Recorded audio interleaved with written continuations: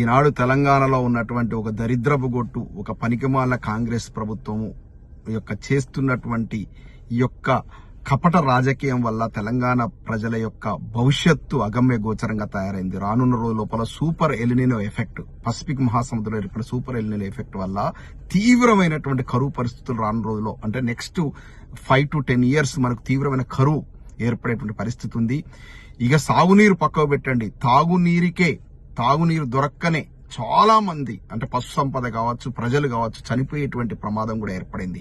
వీటన్నిటిని దృష్టిలో పెట్టుకునే కేసీఆర్ గారు ఆనాడు, అంటే ఇటువంటి విపత్కర పరిస్థితుల్లో తీవ్ర కరువు కాటకాలు వచ్చినప్పుడు తెలంగాణ ప్రజానికాన్ని కాపాడుకోవడానికే 1,00,000 కోట్లైనా అయినా పర్లేదని చెప్పేసి యుద్ధ ప్రాతిపదికన కాళేశ్వరం ప్రాజెక్టు కట్టారు.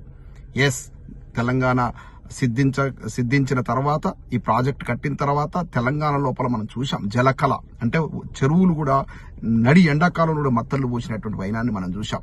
దానికి తోడు కాలం కూడా మంచిగా అయింది. కాలం కాకపోతే అప్పుడు మనకు కాళేశ్వరం యొక్క ప్రాజెక్టు యొక్క ఇంపార్టెన్స్ ఏంటో తెలిసేది.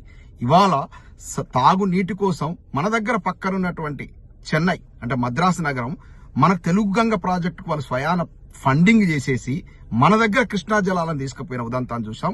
అలాగే అక్కడ సుమారు కొన్ని వేల కోట్ల రూపాయలు ఖర్చు పెట్టి సముద్రపు నీటిని మంచినీటిగా మార్చుకొని వాళ్ళు చెన్నై నగరానికి మంచినీళ్ళు అందిస్తున్నారు. అంటే తాగునీరు కోసం ఎన్ని వేల కోట్లైనా ఖర్చు పెట్టడానికి ప్రభుత్వాలు వెనకాడట్లేవు.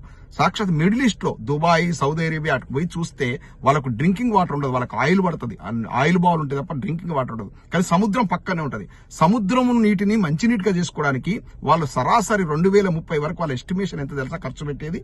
దాదాపు 9 లక్షల కోట్లు. 9 లక్షల కోట్లు ఓన్లీ తాగునీటి కోసం మిడిల్ ఈస్ట్ కంట్రీస్ మొత్తం, అవన్నీ కూడా మన భారతదేశం సైజు ఉంటాయి అంతే, అవన్నీ కలిపి 9 లక్షల కోట్లు ఓన్లీ తాగునీటి కోసం ఖర్చు పెడుతున్నాయి.